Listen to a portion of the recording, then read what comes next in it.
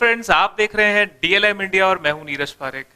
दोस्तों, जैसा कि पिछले इंट्रोडक्शन वीडियो में मैंने आपको ज्योग्राफी की इंपॉर्टेंस बताई है, तो अगर डायरेक्टली आप इस सेकंड वीडियो पे आ गए हैं तो मैं आपसे रिक्वेस्ट करता हूं जाके एक बार वीडियो 1 देख लीजिए। वहां आपको ज्योग्राफी के बारे में एक आउटले मिल जाएगा, पूरी उसकी डिटेल मिल जाएगी। क्योंकि एक चीज ध्यान रखिए दोस्तों, अगर मेरे पास डायमंड है और मुझे उसकी कीमत नहीं पता, मैं उसको समझूंगा नहीं, उसकी वैल्यू नहीं समझ पाऊंगा, उसकी केयर नहीं करूंगा। इसलिए एक बार वीडियो 1 पे चले जाइए और देख के आइए ज्योग्राफी का एक्चुअली आपके कोर्स में, आपकी क्लास में इंपॉर्टेंस क्या है। तो आइए दोस्तों, ज्योग्राफी को शुरू करते हैं। मैं जो ये क्लास लूंगा, मेरा नजरिया ये होगा कि आपको ज्योग्राफी में कुछ नहीं आता, भले ही आप ज्योग्राफी में पीएचडी हैं या ज्योग्राफी में आप बहुत कुछ कर चुके हैं, लेकिन भूगोल की जो क्लास ये पहली चलेगी तो से शुरू करने वाला हूं, क्योंकि बहुत से व्यूअर्स हैं जिनके कभी क्लासेस में वो लिए नहीं और ज्योग्राफी को जीरो से पढ़ना चाह रहे हैं। तो दोस्तों, सबसे पहले शुरुआत करते हैं शब्द से। ये शब्द है भूगोल। दोस्तों, हिंदी के अंदर इसे भूगोल, इंग्लिश में ज्योग्राफी बोलते हैं। शब्द से ही स्पष्ट हो रहा होगा कि ये बात किसकी कर रहा है। ये बात कर रहा है भू यानी अर्थ, पृथ्वी। तो एक शाब्दिक अर्थ ये बोल रहा है कि भूगोल वो विषय होता है जिसका संबंध पृथ्वी के अध्ययन से हो। ये तो एक बहुत बेसिक सा एक मीनिंग है जो आपको समझ लेना चाहिए, जो कि शब्द से स्पष्ट हो रहा है। अब इसका थोड़ा सा देखो, डिटेल में चलते हैं। भूगोल जो शब्द है दोस्तों, इसको इंग्लिश में कहा जाता है जियोग्राफी।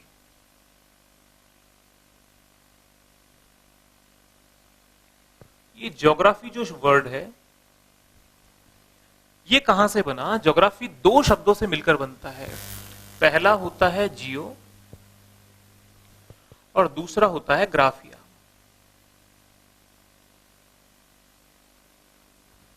दोस्तों, जियो और ग्राफिया शब्द से मिलकर के हमारा एक शब्द बना जियोग्राफी। जियो शब्द का जो शाब्दिक अर्थ है, ये होता है पृथ्वी या धरातल।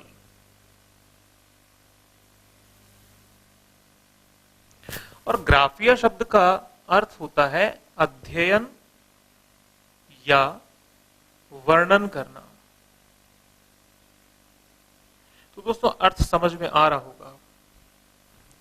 जियोग्राफी शब्द दो शब्दों से मिलकर बना, पहला जियो, दूसरा ग्राफिया।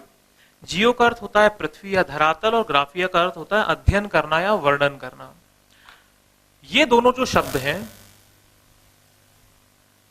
ये यूनानी भाषा के शब्द हैं। इस यूनानी भाषा को ग्रीक भी कहा जाता है।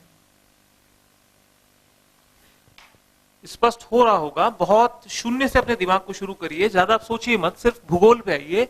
भूगोल को इंग्लिश में हम कह रहे हैं ज्योग्राफी। ज्योग्राफी जो वर्ड है, बेसिकली ये वर्ड इंग्लिश का है, लेकिन ये शब्द यूनानी भाषा के दो शब्दों से मिलकर बना, पहला जियो, दूसरा ग्राफिया। जियो का अर्थ हुआ पृथ्वी या धरातल और ग्राफिया का अर्थ हुआ वर्णन करना। तो इसकी एक हम ऑथेंटिक, एक शाब्दिक परिभाषा क्या दे सकते हैं? पृथ्वी अथवा धरातल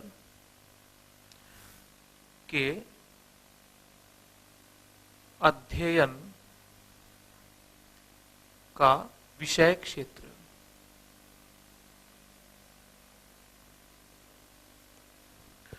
दोस्तों, परिभाषा इन्हीं शब्दों से निकल के आ रही है। पृथ्वी या धरातल के अध्ययन का विषय क्षेत्र ही भूगोल कहलाता है। दोस्तों, समझते चलिए, बहुत बेसिक है। यूनानी भाषा के शब्द हैं धरातल और वर्णन करना। यहां से भूगोल की शुरुआत होती है। मूल रूप में भूगोल है क्या? दोस्तों, आइए अब इसका एक नेक्स्ट स्टेप के ऊपर हम चलते हैं। एक दोस्तों छोटा सा एक अब आप अनुमान लगाइए, एक छोटे से इमेजिनेशन में चले जाइए। ज्योग्राफी की स्टडी की बिगिनिंग कहां से हुई होगी? भूगोल वास्तव में विषय के रूप में कहां स्थापित हुआ होगा?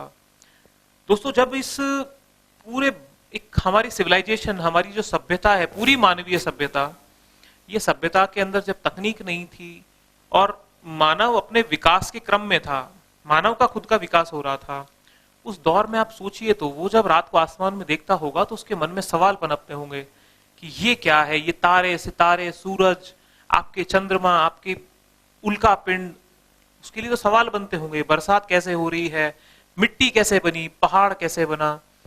दोस्तों ये जो क्यूरियोसिटी थी, ये जिज्ञासा थी, इसी जिज्ञासा ने भूगोल को एक विषय के रूप में स्थापित कर दिया।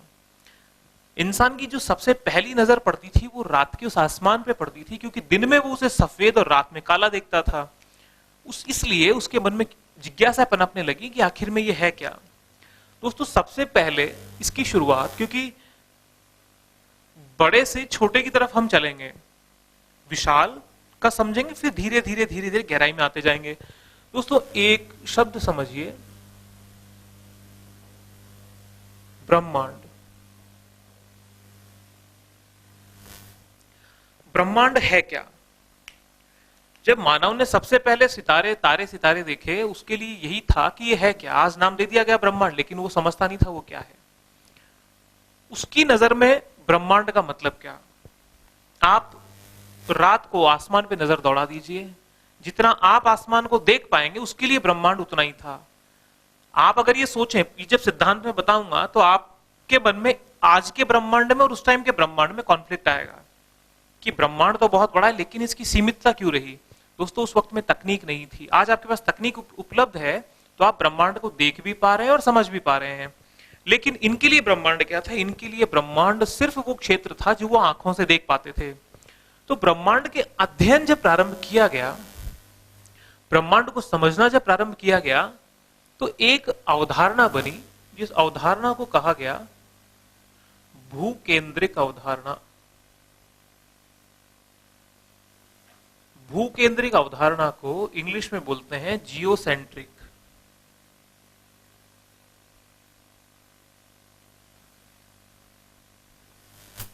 दोस्तों मैं एक चीज आपको बताता हूं, एक होती है संकल्पना, एक होती है परिकल्पना।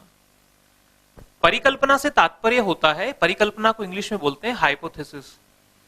मान लीजिए मैंने एक टूटते सितारे को देखा और मैंने कल्पना करी कि ये एक ईश्वरीय तत्व है जिसको भगवान ने छोड़ा है, ये मेरी परिकल्पना हो गई। वहां से मैं एक विचार बन गया, उस विचार को सिद्ध करने के लिए मैं फिर तर्क देने लगूंगा, ये होती है परिकल्पना। एक होता है सिद्धांत। सिद्धांत में प्रयोग, अलग अलग प्रयोग किए जाते हैं। टूटते तारे को मैंने देखा, उसमें मैंने अलग अलग प्रयोग किए, प्रयोगों के आधार पर मैं निष्कर्ष में पहुंचा, वो कहलाता है सिद्धांत। तो ये जितने भी चीजें चल रही हैं, ये सारी की सारी परिकल्पनाएं हैं, हाइपोथेसिस हैं। अब इसको एक छोटे से ग्राफ से समझ लीजिए। ये एक, मान लीजिए हमने एक विचार रखा, इस विचार को सिद्ध करने के लिए हमने तर्क दिए। पहले विचार रख दिया, फिर तर्क और फिर प्रयोग किए गए। लेकिन अगर पहले प्रयोग किए जाएं और उसके बाद में जो निष्कर्ष निकले वो सिद्धांत, और पहले विचार रख दिया जाए फिर उसको सिद्ध करने का प्रयास किया जाए, वो परिकल्पना। तो दोस्तों इनके पास में कोई तकनीक तो थी नहीं, तो इन्होंने अपनी अपनी कल्पनाएं रखी। एक विचार आया जियोसेंट्रिक अवधारणा, और इसके विपरीत में एक अवधारणा बनी सूर्य केंद्रिक अवधारणा।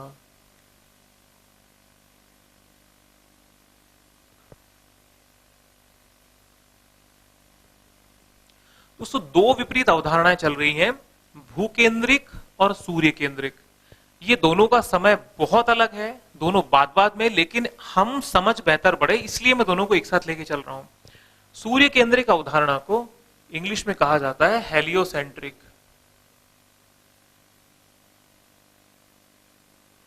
हेलियोसेंट्रिक।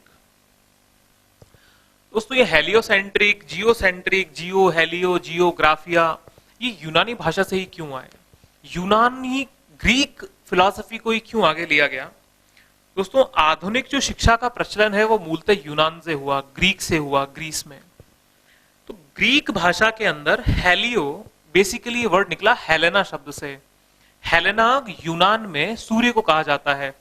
तो सूर्य हेलियोसेंट्रिक, सेंट्रिक ये अपना इंग्लिश का वर्ड हो गया, हेलियोसेंट्रिक मतलब सूर्य केंद्रिक।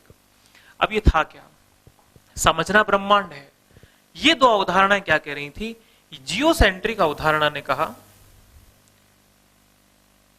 कि पृथ्वी इस ब्रह्मांड के केंद्र में है। अब ब्रह्मांड मैं जहां बोल रहा हूं आपको समझ में आ रहा होगा, ब्रह्मांड से मतलब वो जितना वो देख पा रहे हैं। इस असीम ब्रह्मांड जो आज खोज के बाद में हमारे सामने, इस ब्रह्मांड की बात नहीं हो रही। जियोसेंट्रिक कह रही थी कि पृथ्वी इस ब्रह्मांड के बीच में है और जितने भी कॉस्मिक एलिमेंट हैं, जितने वो देख पा रहे थे, वो सारे इस पृथ्वी के चक्कर लगा रहे हैं। ये एक फिलॉसफी डेवलप हुई।